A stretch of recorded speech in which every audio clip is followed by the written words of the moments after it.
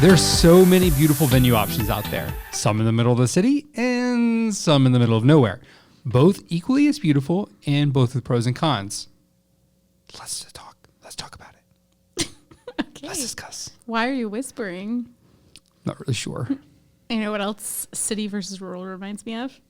Our Tennessee launch. Oh, nice. Yeah. With the plug again. Got that going again. Yeah. Nashville's got a good mix of the two, by the way. That's right. Don't forget, if you didn't listen to our last episode, we are launching in just a few weeks in Tennessee. And also, why have you not listened to it?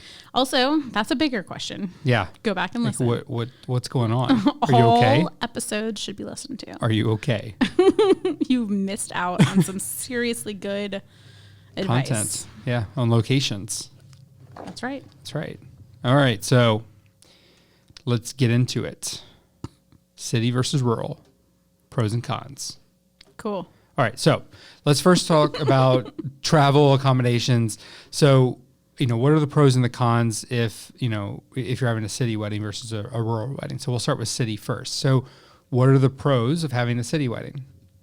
So as far as travel and hotel, I mean, it's so much easier in a city wedding. Typically, your rural weddings don't have as convenient of an airport. They don't have as many hotel options. Like a good example, we did a wedding in the Highlands, and obviously they had a decent number of hotel options, but everybody had to either fly into Asheville, Charlotte, or Atlanta. It was a hike. And then everybody had to drive. And even actually there weren't even that many hotel options. There was no, it's beautiful though. Oh, it was beautiful. Yeah. And there you go. That's a pro, right? But yeah, I mean. That's more rural though. That's what I'm saying. That's a pro of a rural wedding. Okay. That's kind of what I said. Just stepping on my toes a little bit. Well, we were starting with city first. Oh, I'm sorry. Okay. I'm sorry. Okay. Yeah. So the airport, city weddings though, the hotels are usually more expensive than a rural. They are. And also you have to consider other events that are happening. I know here in Charlotte and most cities, whoops, I kind of pulled away there for a second. Most cities that have an NFL team, you have to consider, is it a home game? If so. During the fall. Yeah, during the fall, then you're going to be in trouble. Also true, though, in college towns. Oh, yeah. Can you imagine trying to get married in Tuscaloosa? No. I've September, looked up, October? I have seen hotels in Tuscaloosa, for tier 2 hotels going for $400, $500 a night. Oh, remember that year my parents came and they stayed at that little rundown hotel? I can't remember what it was called, but it was, and I think they spent $500 a night. Jeez. Yeah, it was crazy. It was the only hotel left. It was the one time my mom didn't get a hotel 18 years in advance. 18 years in advance. She's usually on top of that stuff. Yeah. So yeah, I mean, hotels can be more expensive. There's things that you have to think about, like selling out. If you have a big event, and it could even be a big conference. When we went to California, all the hotels were sold out. Everything was super expensive because they were having a huge conference in San Francisco. Which you wouldn't think of hotels being sold out in San Francisco, but because there's plenty of options. Yeah, but there was that big Oracle, I think, convention or something like that. It was insane. It was insane. Everything was sold out, or a gazillion dollars. Right. But things like that you have to think about. And if I know in Charlotte, if you try to get a hotel block before the Panthers season is released, they give you 2 different prices on your hotel block. What's it going to be if it's a home game? What's it going to be if it's an away game? Yeah. So that's a big con. Yeah, things to think about. Yeah, with the city wedding. I didn't talk about rural weddings yet. No. Because I got yelled at. Yeah. Okay. Proceed. I can say it now. You can say it now. Okay. Pros and cons, rural. Go. Go. So it's kind of the opposite. The hotels are probably cheaper. But there's a lot less of them.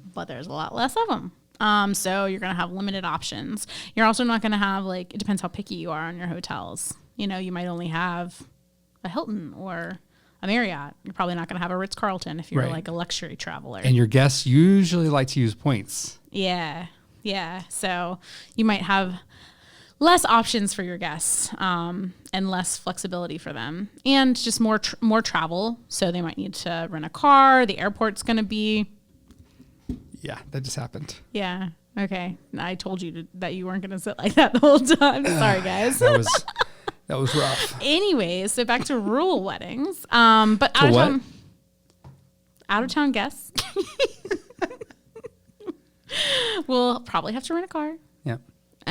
They will have to drive from the airport, which could be pretty far, like we just talked about. Maybe if could be even, I mean, if you're depending where it is, it could be an hour or two. Remember that wedding we went to at the beach? It was so beautiful. We had to rent a car and then drive. That was a hike. 4 hours or something. Yep. Yeah. So this is something to think about. It definitely changes your guest experience. That's right. No, it was like 2 hours, but still, that's after flying all day. Like that's a lot. Yeah. Yeah. So. Yeah. Yeah, that's what I think. Cool. Okay, so city versus rural. Other events, other activities that are going on besides the wedding itself. So with a city wedding, what are some options for events? Pros and cons. Well, first off, there's probably a lot of like events actually happening in the city at any given time. So there's probably fun stuff for, your, friends and family to participate in, whether it's a festival or, some kind of special exhibit. I feel like there's a lot more stuff going on. There's lots of other options too, though. Like, I mean, you're probably going to have a host of venues and restaurants and spaces that you can utilize for a welcome party or brunch. But that can also mean that your events might be more spread out. So, just because you're in a big city, there's still usually the suburbs. So you might be, your guests aren't necessarily always walking distance to things. So if they, have public transportation, that makes it a lot easier. Or they might have to still rent a car if it's more spread out. Okay. So then if you're getting married in a rural venue, all I can think of, I want to say rural is 30 Rock, the rural juror. Exactly. Do you remember that? Yeah. The rural juror. Kind of. Yeah. A little throwback for you. Yeah. Okay, so a rural wedding. I really had to enunciate that. Yeah, you do. It's rather difficult. Yeah, so a rural wedding. What are some of the pros and cons for the event side? Like other things to do. I mean, I think that no matter what, you have like more small town charm. There's usually like a cute downtown street. Yeah. So there's oftentimes a lot of charm and parks and things like that you can. It feels more intimate. It does. It feels a lot more intimate. So I think that's like a big pro. But you're probably going to maybe not have as many options for like a brunch or a wedding, after party or things like that. So you might have to reuse your venues or your vendors again, which isn't a bad thing. Just gives you a chance to kind of show off your design skills and make it look different for each event. Right. But yeah, I mean, there's definitely less options. So if your thought is like, oh, we're going to have like a brewery, welcome party, and we're going to have, sushi for, like different options like that, you may not be able to have that vision in like a small town. Right. And there's probably not public transportation. You might not even, I don't know, is Uber everywhere? And I know like when we're out at Belmont, like it's hard to get Ubers out there. So some of that stuff is kind of limited. It makes your guest experience a little bit more difficult, especially if you're not offering transportation. Right. All goes back to transportation, like you said. Yeah, it does. Seriously, we should do something on that. All right. And another con is like you said, if you can't get Uber, what if also you don't have cell service? That can happen. Yeah, that does happen out in Belmont. Mm-hmm. Or up in the mountains. You need like walkie-talkies when you're planning that. We did. Because you can't. Your phone's just like sending for like an hour and a half. Right. So that is, I mean, it's definitely something to think about. I mean, that's a big problem for me when I'm usually trying to send GIFs. Or GIFs, however you guys prefer. I think it's GIF, but well, now you've stuck it. You're going with it. I'm sticking with GIF. Okay. All right. So as far as photography, what are some of the pros and cons of photography in a city? I mean, okay, so I will say that I am a city wedding person. That is shocking information. We got married in the city. I love planning weddings in the city. So I especially love it for the photo opportunities. Sure. I think you have your city as the backdrop. Usually, a city has a beautiful skyline. Plus it's like very like it's like where you got married. So I think that is really cool. I just think you have a more glamorous, elegant feel in a city. Generally the venues are more, like a museum or something like that. So it's just it just kind of steps it up a little bit. But at the same time, you also have a lot of people in your backdrop. Right. So I know like, a park in the city is going to be like impossible to get like a clean picture of a big bridal party. So that it makes it more challenging in that way. And you also like don't have a lot of variety in your backdrop. So you're not going to have a lot of like park and greenery fields and things like that. It's going to be more like skyscrapers. Right. Because that's kind of your option. Right. That's the city.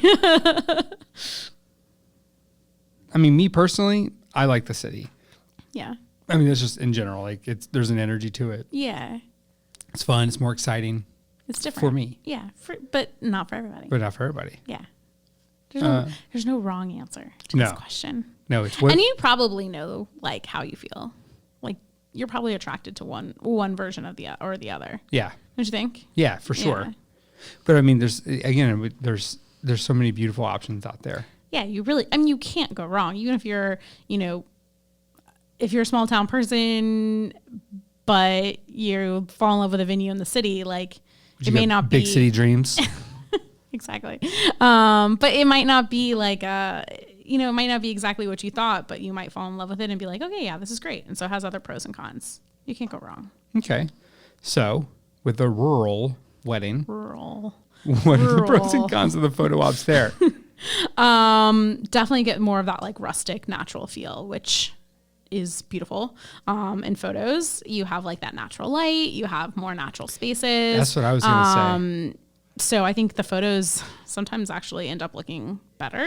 That was what I was going to ask you, because I mean, there's so much more light and open air, and you can't control it more, but like there's just in the city you have like all the city lights. So like right. As it gets darker, it's like purple lights and blue. I mean, you really can't control that. You gotta make sure your photographer can shoot in those. If you're getting married in a rural area, you should make sure that they can shoot in in open air like that. Yeah, and vice versa. Yeah. So I mean, even though I'm a city wedding person, I don't know. I really like the photos better for like a rural wedding. Yeah, where they're like outdoorsy and like greens and blues and just like natural. So yeah, you got fields, hills, water, all those things. And you certainly don't have to contend with people. Right. There's nobody going to be in the background, or if there is, you can just be like, excuse me. Right. There's probably like one person. But your photos, are going to look more similar. It's not going to be as like, oh yeah, we got married in Charlotte because that's the Charlotte skyline. It's going to be, it's not as like, what's the word? I don't know. But like, it's not as like noticeable of like where you got married. So like a field in North Carolina is going to look similar to a field in Tennessee. Right. So you're not going to it's not going to be quite as personal, I guess, with those pictures. Okay. So in closing, as always, what are some of the tips that you would give our couples as it pertains to city versus rural when they're trying to make that decision? So guest experience, again, the ease of travel. If you have a lot of people who are traveling from out of town, I think that will affect your decision, no matter if you prefer rural or city. And also that goes also back to budget too. If you have a lot of people traveling from out of town, then you might need to put up the money for big coach buses to take people if you pick something, 45 minutes outside of the city. Right. That backdrop for your photos, what you're looking for, those are the pictures you're going to hang on your wall. So what do you want that to look like? And then, your other events, where are you hoping for those events to take place? So, I mean, a lot of our couples who get married outside of Charlotte, they might still have all their guests stay in the city because of the ease of the hotels. And they might have all their other events in the city because there's so many options, and then they just bus everybody out for their wedding and back. So, I mean, it's just something to think about, and you can certainly do a mix of the two. Yeah, it's a good compromise if you can't decide between the two. Yeah. Get the best of both worlds. Exactly.